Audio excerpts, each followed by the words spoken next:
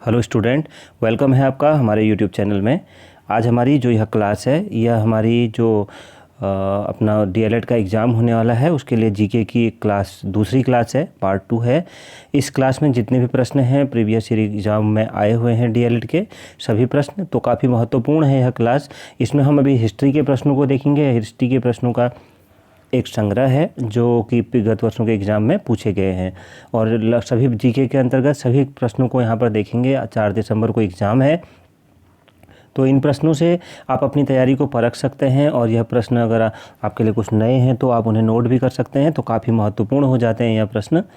तो चलिए शुरू करते हैं आज की क्लास को। और अगर आप इसका पीडीएफ चाहते हैं तो टेलीग्राम चैनल से जुड़िएगा, वहाँ पर आपको इसका आपको पीडीएफ मिल जाएगा। लिंक डिस्क्रिप्शन में दिया गया है, वहाँ से आप टेलीग्राम चैनल से जुड़ सकते हैं। हमने क्वेश्चन नंबर 30 तक कल पिछली क्लास में देखे थे, अब हम देखेंगे क्वेश्चन नंबर 31 से। तो देखते हैं पहला क्वेश्चन, गायत्री मंत्र का उल्लेख किस वेद में है?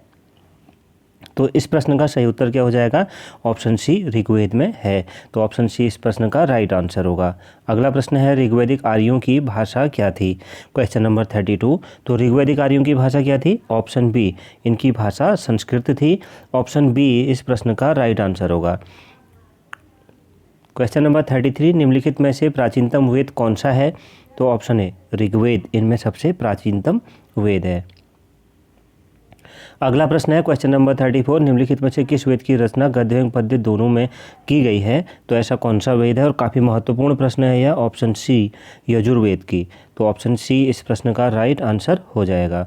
अगला प्रश्न देखते हैं क्वेश्चन नंबर 35। क्वेश्चन नंबर 35 है, ऋग्वेद में विनिमय के माध्यम में किसका प्रयोग किया जाता था? तो किसका किया जाता था ऋग्वेद काल में? तो गाय का प्रयोग किया जाता था। तो ऑप्शन डी इस प्रश्न का राइट आंसर हो जाएगा। 38वां प्रश्न है, ऋग्वैदिक काल की सबसे प्राचीन राजनीतिक संस्था कौन सी थी? तो कौन सी थी? तो इस प्रश्न का राइट आंसर क्या हो जाएगा? ऑप्शन सी, विदत थी। इसके बाद सभा व समिति आई थी, लेकिन सबसे प्राचीन संस्था विदत थी। तो ऑप्शन सी इस प्रश्न का राइट आंसर हो जाएगा। क्वेश्चन नंबर 37 है, निम्न में से कौन सा युग्म सुमेलित नहीं है? कौन सा युग्म? तो ऑप्शन डी, कुंभा सुवास्तु, यह युग्म सुमेलित नहीं है। तो ऑप्शन डी इस प्रश्न का सही उत्तर हो जाएगा। अगला प्रश्न है, उत्तर वैदिक काल का सर्वाधिक महत्वपूर्ण देवता था कौन? तो उत्तर वैदिक काल के सर्वाधिक महत्वपूर्ण देवता कौन थे?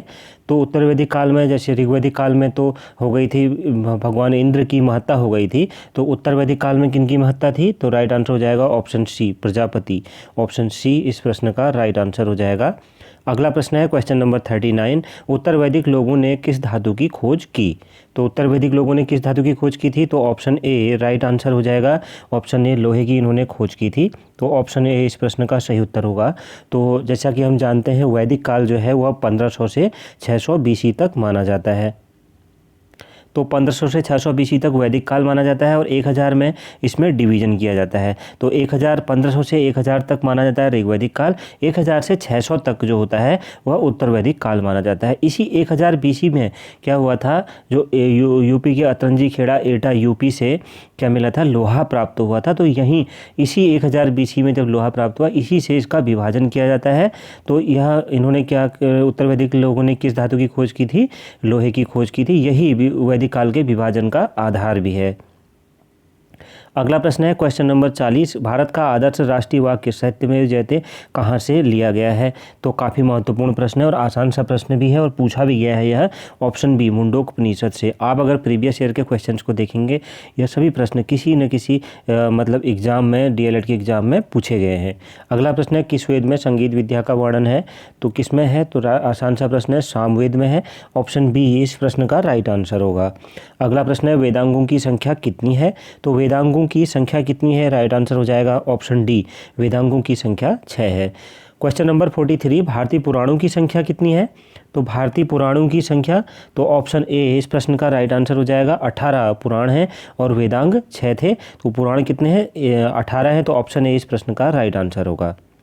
क्वेश्चन नंबर 44 है, निम्न में से किसे धर्मशास्त्र भी कहा जाता है? धर्मशास्त्र किसे कहा जाता है? 44वां प्रश्न है। ऑप्शन डी, स्मृति जो ग्रंथ है उन्हें धर्मशास्त्र भी कहा जाता है। तो ऑप्शन डी राइट आंसर होगा। 45वां प्रश्न है, ब्रह्म विद्या का संबंध किस वैदिक साहित्य से है? तो ऑप्शन बी उपनिषद से है। ऑप्शन बी इस प्रश्न का राइट आंसर हो जाएगा। अगर आप किसी विषय पर क्लास चाहते हैं तो कमेंट बॉक्स में ज़रूर बताइएगा, उस विषय की क्लासें भी अपलोड की जाएंगी। अगला प्रश्न है न्याय दर्शन प्रवर्तक किसे माना जाता है? तो न्याय दर्शक का प्रवर्तक किसे माना जाता है? ऑप्शन डी महर्षि गौतम को माना जाता है। ऑप्शन डी राइट आंसर हो जाएगा। योग दर्शन का प्रवर्तक किसे माना जाता है? काफ़ी महत्वपूर्ण प्रश्न है, तो इस प्रश्न का राइट आंसर क्या हो जाएगा? ऑप्शन सी पतंजलि को। ऑप्शन सी इस प्रश्न का राइट आंसर होगा। अगला प्रश्न है क्वेश्चन नंबर 48, जैन धर्म का वास्तविक संस्थापक किसे माना जाता है? तो जैन धर्म का वास्तविक संस्थापक किन्हें माना जाता है?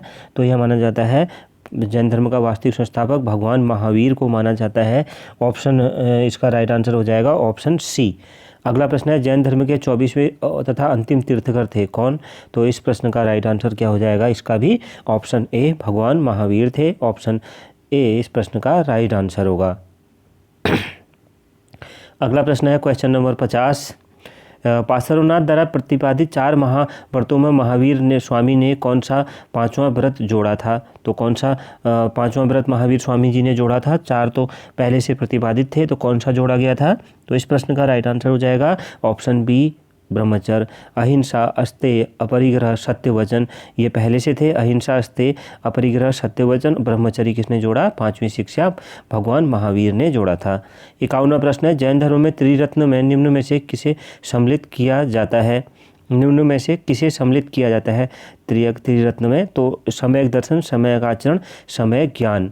तो ये ऑप्शन डी इस प्रश्न का राइट आंसर हो जाएगा। इन्हें शामिल किया जाता है, तो ऑप्शन डी इस प्रश्न का राइट आंसर होगा। अगला प्रश्न है क्वेश्चन नंबर 52, भगवान महावीर का जन्म कहाँ हुआ था? तो भगवान महावीर का जन्म ऑप्शन सी सारनाथ उत्तर प्रदेश में हुआ था। 53वां प्रश्न है स्यादवाद किस धर्म के दर्शन का मूल आधार है? तो किस धर्म के दर्शन का मूल आधार है? ऑप्शन ए जैन धर्म के। अगला प्रश्न है प्रथम जैन संगीति कहाँ आयोजित की गई थी? तो कहाँ आयोजित की गई थी? तो राइट आंसर हो जाएगा ऑप्शन बी पाटलिपुत्र में आयोजित की गई थी। 55वां प्रश्न है महावीर ने किस भाषा में उपदेश दिया था?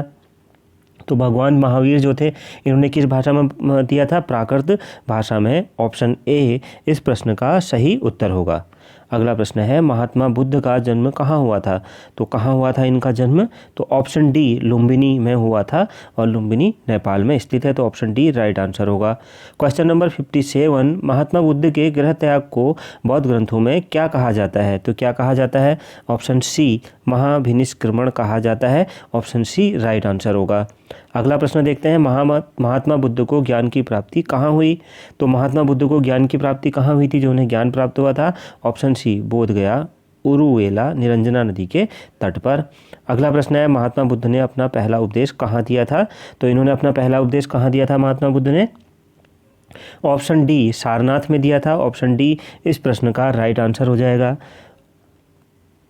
अगला प्रश्न देखते हैं क्वेश्चन नंबर 60, बौद्ध धर्म के त्रिरत्न में निम्नलिखित में से किसे सम्मिलित किया जाता है? तो किसे सम्मिलित किया जाता है? क्वेश्चन नंबर 60 है ऑप्शन डी इन सभी को, बुद्ध, धम्म, संघ, इनको सम्मिलित किया जाता है। जैसे जैन धर्म में था उसी तरह से यहाँ भी त्रिरत्न है, इनको बुद्ध, धम्म, संघ कहते हैं। वहाँ क्या था? सम्यक दर्शन, सम्यक आचरण, सम्यक ज्ञान। अगला प्रश्न है महात्मा बुद्ध ने अपने उपदेश किस भाषा में दिए? तो किस भाषा में दिए थे इन्होंने अपने उपदेश? ऑप्शन ए पाली भाषा में दिए थे, और महावीर ने किस भाषा में दिए थे? प्राकृत में। अगला प्रश्न है महावीर को निर्वाण की प्राप्ति कहाँ हुई? तो इनको कहाँ हुई थी? ऑप्शन ए पावापुरी में हुई थी। अगला प्रश्न है क्वेश्चन नंबर 63, प्रथम जैन संगीति का आयोजन कहाँ किया गया? तो कहाँ किया गया था क्वेश्चन नंबर 63? तो राइट आंसर हो जाएगा ऑप्शन ए पाटलिपुत्र में किया गया था। अगला प्रश्न है प्रथम बौद्ध संगीति का आयोजन कहाँ किया गया था? 64वां प्रश्न है, तो इसका राइट आंसर क्या हो जाएगा? ऑप्शन डी राजगृह में किया गया था। ऑप्शन डी इस प्रश्न का राइट आंसर हो जाएगा। तो इस क्लास में इतने ही प्रश्नों को लेते हैं। यह 34 प्रश्न इसमें शामिल किए गए हैं।